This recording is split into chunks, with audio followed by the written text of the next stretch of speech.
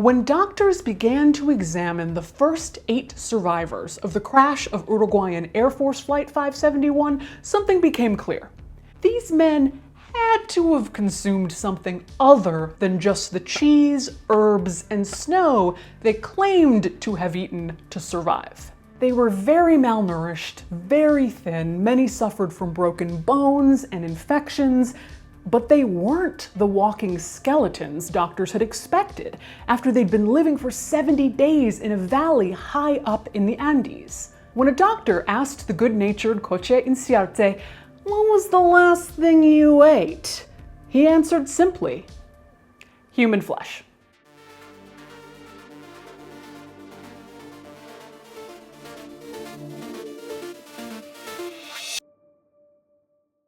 Welcome to the third and final installment in our cannibalism trilogy. We've covered the land and the sea, and now we take to the air, high in the Andes Mountains, where a plane carrying a team of rugby players crash-landed somewhere no human should ever have been able to survive. Now, we haven't pursued a trilogy of these videos simply to secure our place as YouTube's preeminent cannibalism channel. Is there a play button for that?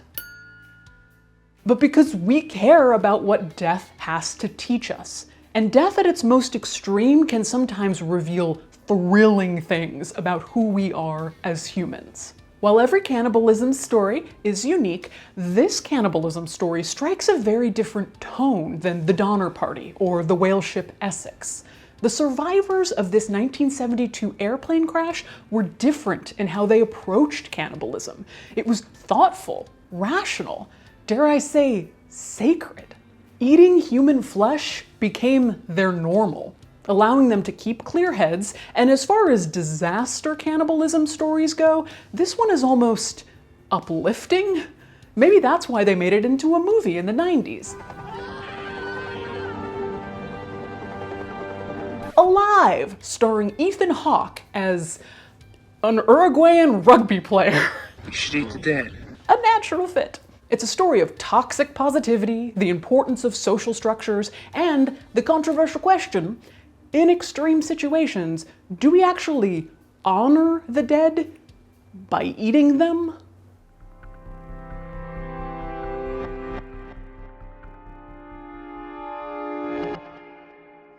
Just before 3:30 p.m. on October 13th, 1972, the air got a little bumpy over the Andes.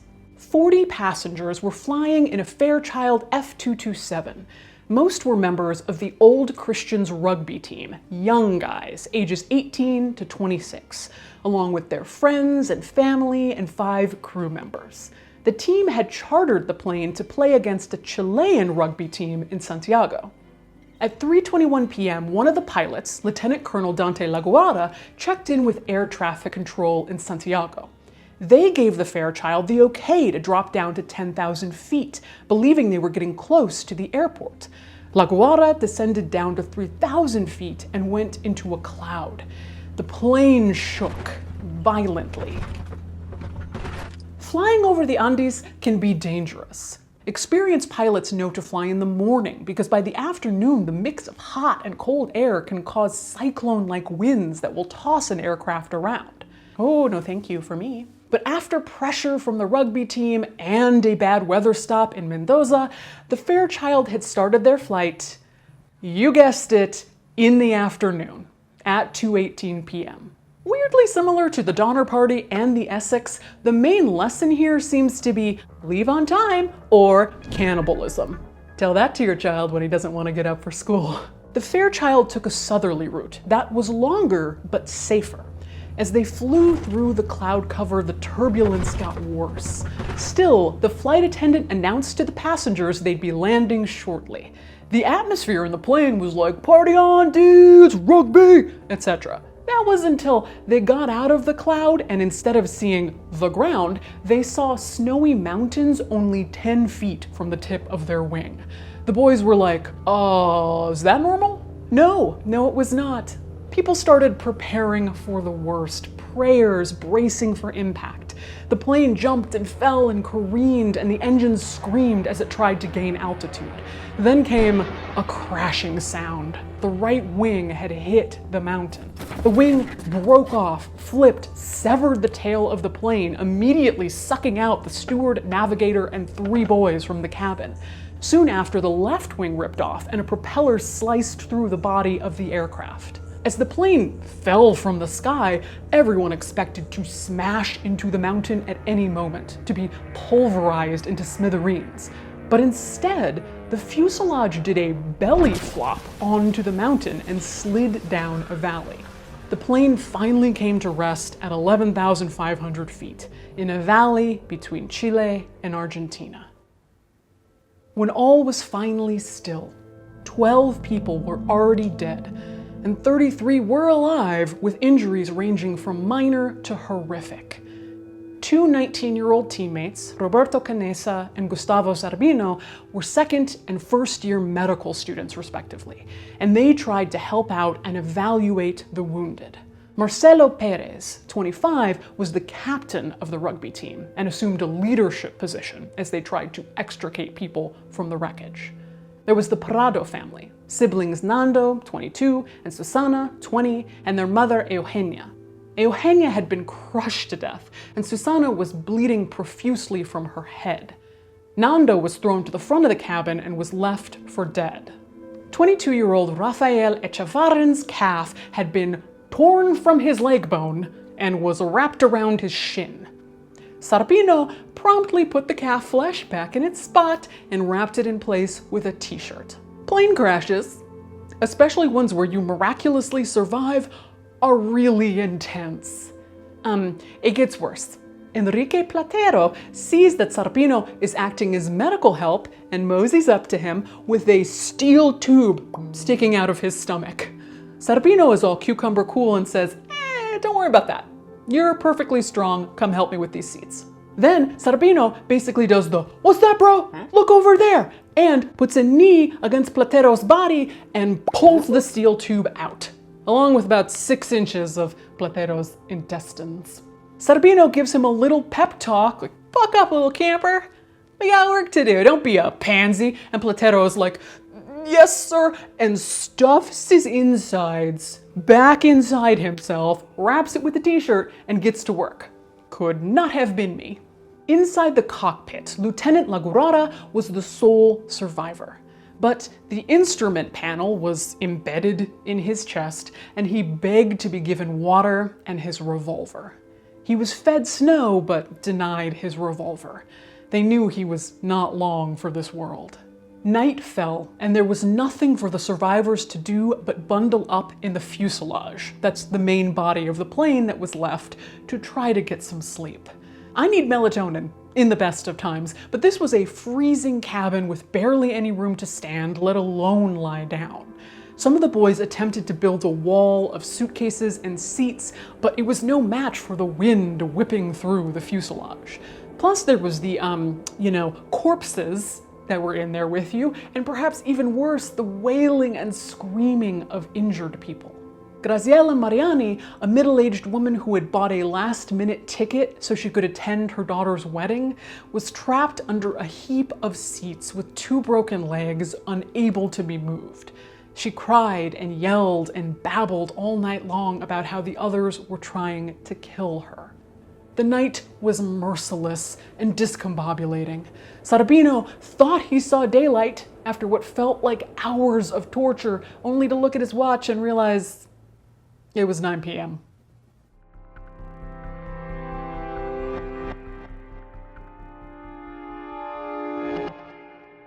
When October 14th finally dawned, they had to evaluate their living situation. For the moment, there was nothing to do but make the fuselage more livable. They started by pulling the dead bodies from the plane. The survivors saw nothing around them but snow and mountains upon mountains. No plant life, no signs of animals, just rock and snow and sky.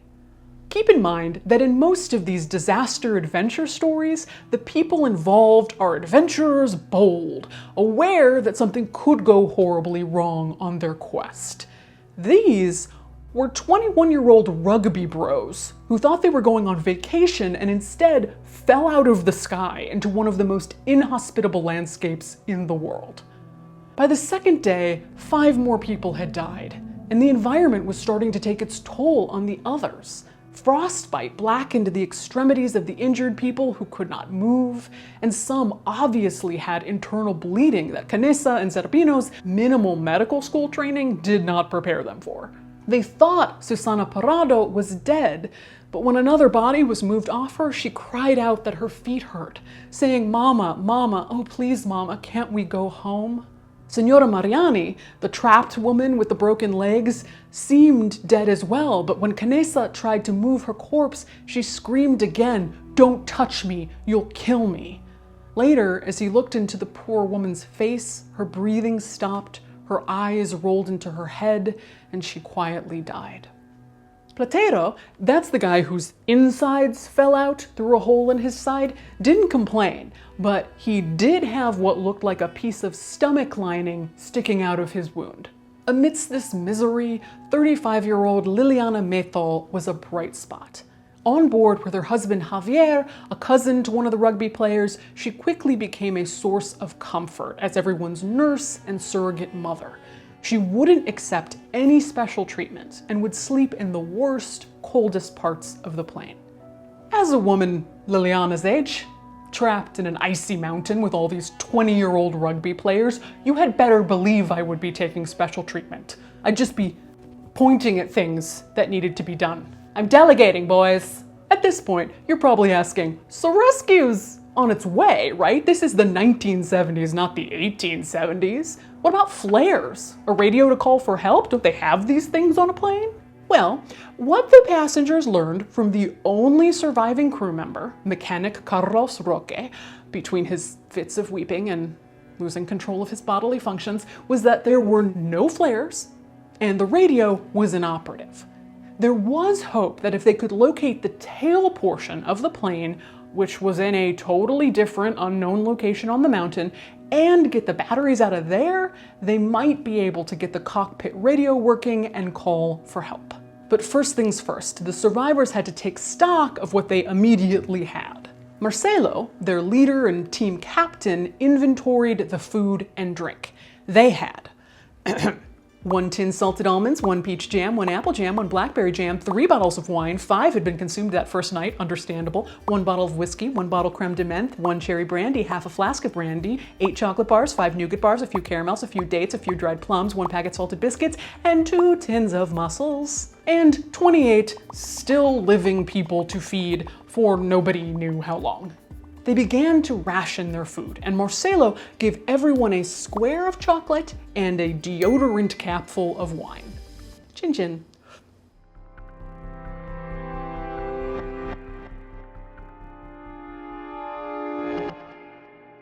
The next day, October 15th, Adolfo Fito Strauch, age 25, discovered a life-saving method for melting snow for water. This was to become one of the primary chores of the survivors, finding fresh snow, not dirty with blood and gore from the dead or oil from the plane or urine from the survivors, and melting it into water. A sort of small mountain society was forming, and it was the team captain Marcelo who organized people into work groups. He was the food coordinator, and he portioned out the rations throughout the day. The cabin boys were the younger boys, whose job it was to lay out the cushions to sleep on and lay the blankets, the seat covers, to dry in the sun. The medical group was Canessa, Sarbino, and Liliana Methol. Canessa eventually strung a makeshift hammock made of nylon straps and poles and luggage compartment webbing. The severely injured, Rafael, the guy with the flayed calf situation, and Arturo Noguera, the team's best kicker who had 2 broken legs, basically took up residence in the hammock. That afternoon, several planes flew by, some quite low. One even dipped its wing as if to signal that it saw them. They were saved! Canessa was so happy that he and a few others chugged an entire bottle of wine to celebrate. But by evening, nobody came, and they had to face what many in the group suspected, that the white fuselage in the white snow, even with SOS written in lipstick and nail polish, was invisible to air traffic. Discussions and arguments ensued over whether or not they could count on rescue. Marcelo was especially enraged over the wine-chugging incident and over the fact that chocolate and a nougat bar had been stolen. Nando Parrado, who had been left for dead but unexpectedly recovered while his sister Susana only worsened, expressed his desire to get back to civilization on his own rather than wait here to be found. He found himself in the minority on this, with almost everyone being like, "No dude, we are totally gonna get rescued." Carlitos Paez, one of the younger boys, told Nando he'd never make it out on foot. You'd starve to death. You can't climb mountains on a little piece of chocolate and a sip of wine. Nando responded, "Then I'll cut meat from one of the pilots. After all, they got us into this mess. It begins." Carlitos was like, "Haha, whatever bro," but you know, foreshadowing.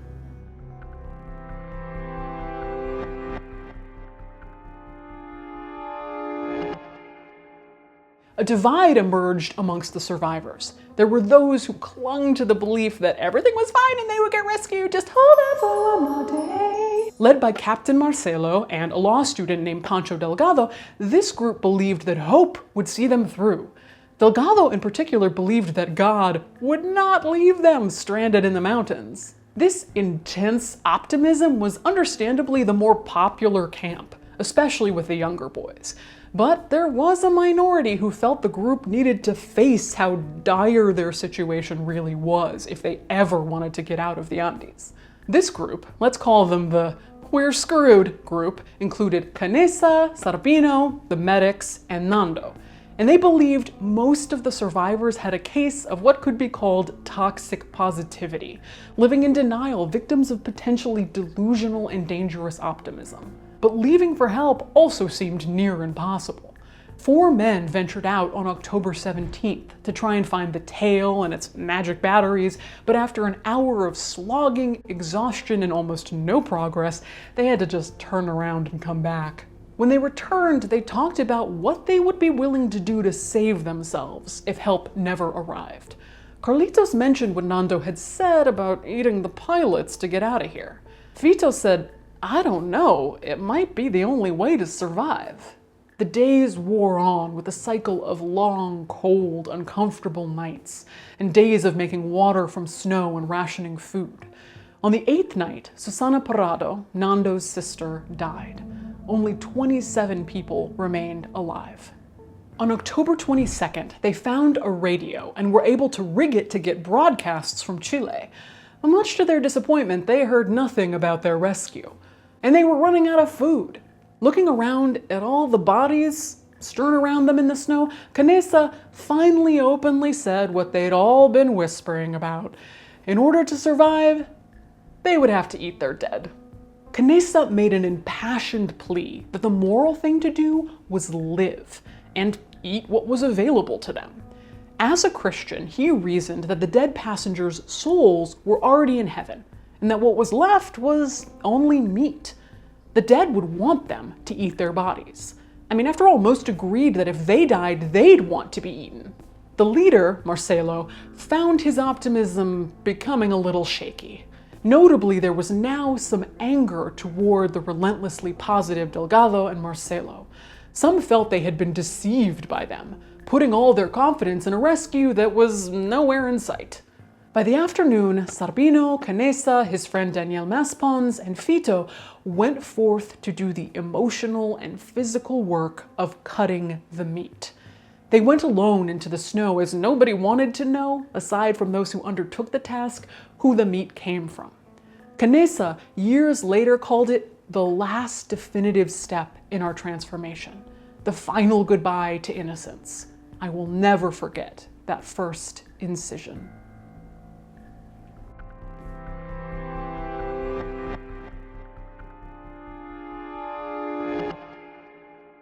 The first meat was taken from some buttocks that stuck out from the snow. Canessa cut 20 matchstick-sized pieces with a piece of glass, the flesh difficult to cut because it was frozen, and put them on the roof of the fuselage to dry. Canessa told those assembled in the plane, "Meat's on the roof, they should go eat." Nobody moved. So, to lead by example, he picked up a strip of the flesh, hesitated momentarily, and then swallowed it. Slowly, others followed suit. Thus began a quiet acceptance of cannibalism.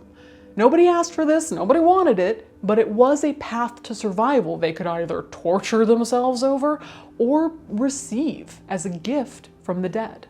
Then, October 23rd brought them the news they were dreading. Marcelo and another passenger got up early to listen to the radio. To their dismay, they heard a broadcast that the search for their plane had been called off. This news finally broke Marcelo. He put his head in his hands and cried. Marcelo and Delgado were beyond consolation, their faith and hope demolished. Optimism had made them the group's leaders, but after this chilling news, they were all but useless to the group. But the former pessimists, the "we're screwed" crowd, were not surprised by this revelation. Now it was their turn to be, if not optimistic, at least determined that they would rescue themselves. At this point, almost everyone was eating the flesh, including Marcelo. It was the comparison of the flesh to Holy Communion that changed the minds of other holdouts as well. When Christ died, he gave his body to us so we could have spiritual life. My friend has given us his body so we can have physical life. In the days that followed, the survivors settled into a pattern of survival. They sometimes cooked the meat, which made it more palatable, like soft beef, though Canessa insisted it was more nutritious when they ate it raw.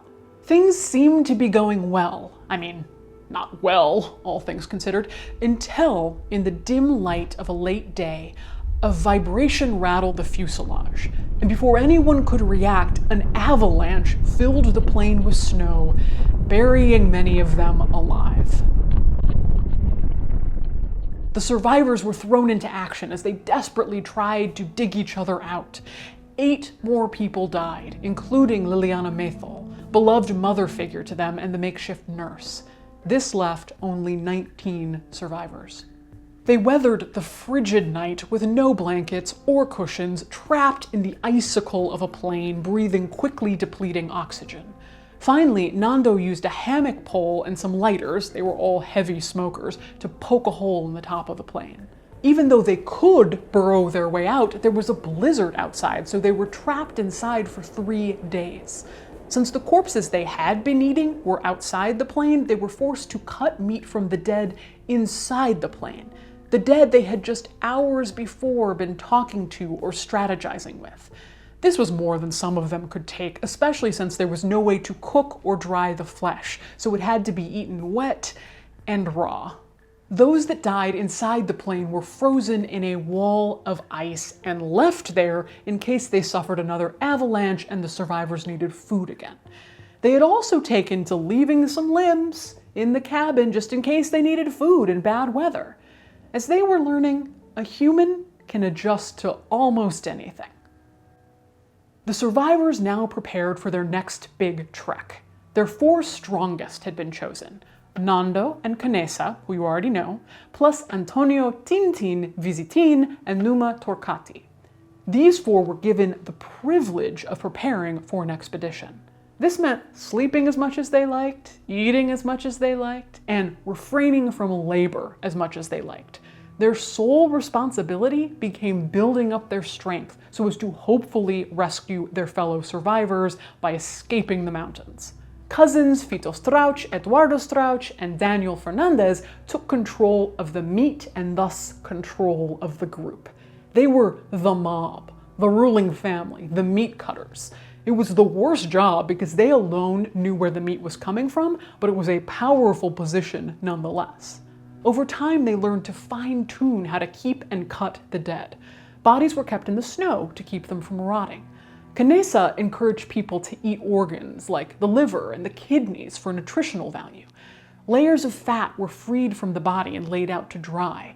Once they formed a crust, everyone ate the fat. They methodically ate all of one corpse before eating the next. Waste not, want not. Nando quickly gained favor with the group as both a leader and expeditionary. His determination to escape inspired the boys, and he wasn't prone to anger and impatience like Canessa was. As the time grew close for the expeditionaries to leave, they prepared the best they could for the task that lay before them. Equipment-wise, a huge problem they had was they had rugby boots, but they didn't have warm socks. So they made their own socks. Out of the skin and fat from the elbows of the dead. I don't know why that one gets me the most, for some reason. They knew they needed to travel west, but the mountains to the west were so daunting, they decided to go east down the valley and then circle back.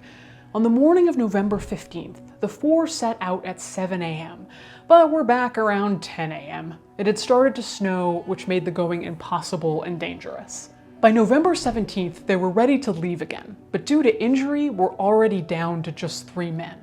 After 2 hours, they came to a crest, and lo and behold, it was the long-lost tail of the Fairchild. Finding the plane's tail was like Christmas. They found warm clothes, food, rum, Coca-Cola, toothpaste, comic books, and loads of cigarette cartons. And, most exciting, batteries. Compared to what they had been doing, that night was like a luxury hotel. They put extra clothes on the floor and barricaded the door to guard against the cold. They were able to stretch out on the floor and read comics before going to sleep. The next morning, they continued on, eventually finding themselves before a huge mountain. Canessa began to worry. When exactly would they be able to turn around and go west again? That night, they attempted to sleep out in the open by digging a hole in the snow, but the next morning, Canessa was like, oh, no, we will not survive another night like that. Nando, whose mother has died, whose sister has died, and has a personality best described as, we're doing this, disagreed and insisted they keep going. Canessa held firm, arguing if they died, where would the others be? The plan became, okay, we're gonna go back to the tail, we're gonna hang out for a few days, enjoying all the amenities tail has to offer. Tail. When everything else is a frozen hellscape, try Tail by Marriott. Then return to the main plane to get the radio and bring the old boys some cigarettes and clothes. Now, when the 3 men are spotted trudging back up to the plane, everyone is like, They knew immediately there was no way they had reached help. But Canessa is like, but guys, I got cigarettes and clothes. You get cigarettes, you get cigarettes, you get cigarettes. Now they have to haul the parts of the radio down to the tail to reunite it with the batteries. Nando and Canessa had the super fun job of removing the part of the radio that was still embedded in the dead pilot's chest. Plus, there was a lot of doubt that this radio thing was gonna work. Even worse, the meat was starting to run out, and the bodies they did have were slowly beginning to rot in the seasonally warmer sun. They attempted to eat the parts of the body they used to discard. Hands, feet, tongues. Someone ate some testicles. Meanwhile, the radio did not work. I'll just relieve you of your suspense there. They couldn't radio out, although they did pick up a bulletin saying the search for them had resumed. This news wasn't as exciting as you might think. As Fito said, don't you realize they aren't looking for survivors? They're looking for dead bodies. The search team was taking aerial photos which would take weeks to develop. By the time they figured out where they were, there might really be only dead bodies to find.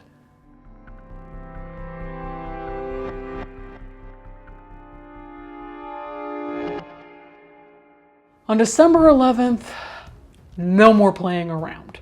At 5 a.m., Tintin, Canessa, and Nando, weighed down with supplies, wearing as many layers of clothing as possible, set out up the side of the valley, heading northwest. The climbing was hard and they sank into the melting snow. They climbed and climbed for 3 days, and when they finally reached the top, instead of green valleys and civilization, just endless mountaintops upon snow-capped mountaintops. They were done for. But Nando, aka We're Doing This, noticed 2 mountains to the west that were not snow-covered. Could that be Chile? Nando believed that if they followed a valley down to the Y in the terrain, one fork of the Y would lead to those snowless mountains, and they would be saved. So they sent Tintin back to the plane and took all his food, which was mainly meat stuffed in rugby socks. And Tintin's like, oh, I'm going back? Cool, this is terrible. And he's out. The next day they reached the bottom of the mountain and in a valley encountered a stream, the first fresh water they'd seen since crashing. Around the stream they saw grass growing and Canessa grabbed a bunch and just stuffed it into his mouth. Salad. There was grass, there was moss, there were birds, but what they really needed to find was people. They find a horseshoe. They find axe marks on tree stumps. There's a herd of cows. There's an empty soup can, And then finally, a couple of days later, bingo, a man on horseback. Across the river, Canessa and Nando screamed and waved at the man, who looks at them sort of side-eyed at this bedraggled, frenzied pair flailing at them and goes, should I just leave them behind? But instead, this man, Sergio Catalan, shouts, tomorrow. He'd be back to get them tomorrow. It was 69 days after their plane had crashed in the Andes, 8 days after they'd left the Fairchild fuselage, and 3 days before all 16 of the remaining survivors would be rescued.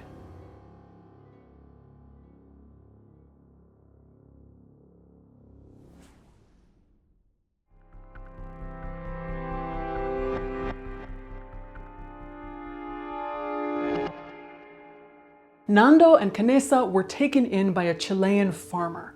The next day, a helicopter was sent to the crash site of the Fairchild fuselage. At first, the survivors avoided any explanation of what they had eaten.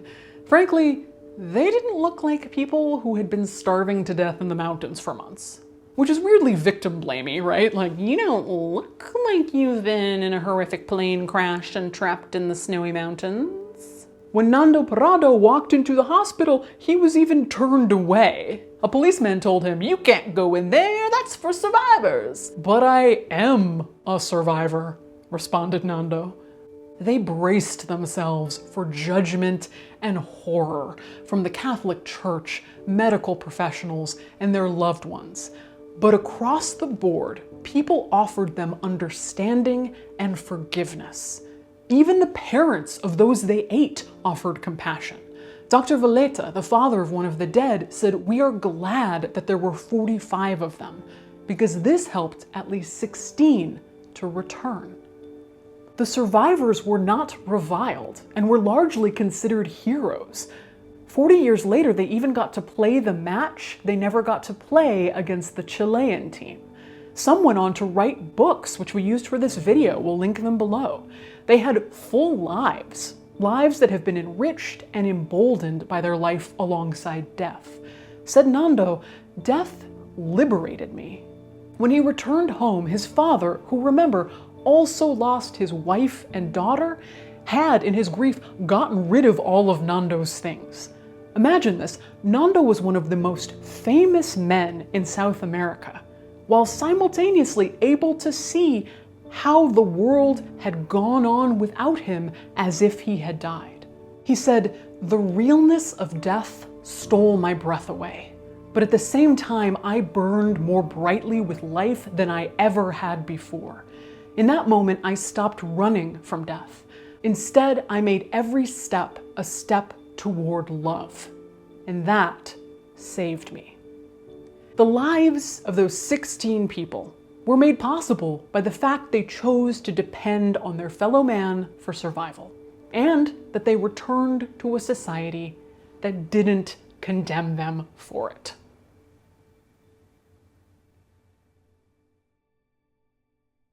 A bittersweet announcement. This is the last video we'll have with our longtime editor, Landis Blair. You may know that Landis is an artist and an author and actually never intended to be a video editor. He learned all this for you, and we are lucky to have had his humor and whimsy as long as we have. It took him so long to leave because he loved your response to each video, and because I'm incredibly generous and easy to work with. Okay, Landis, there's your goodbye. Make some sort of like tribute for yourself to go in here, but make it quick.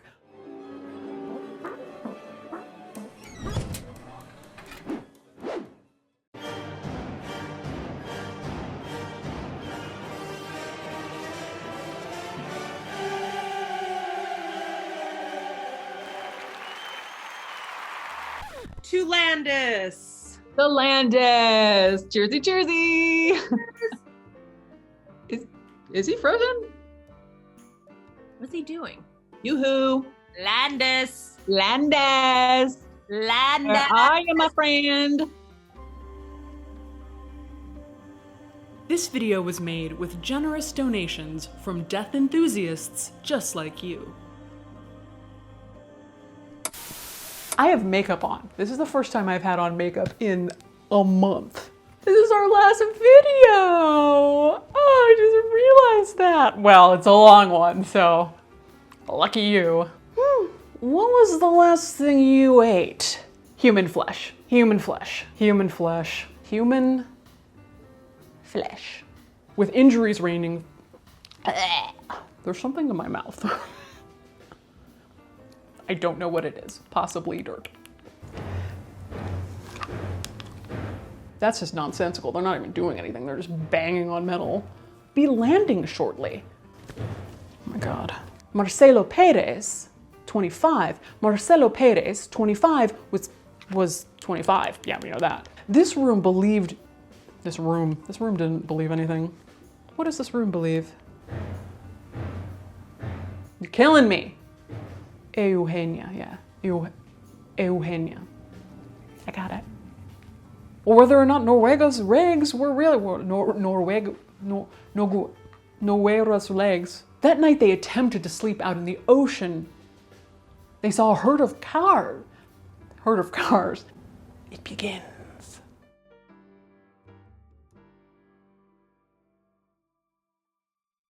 Phantoms, I'm free.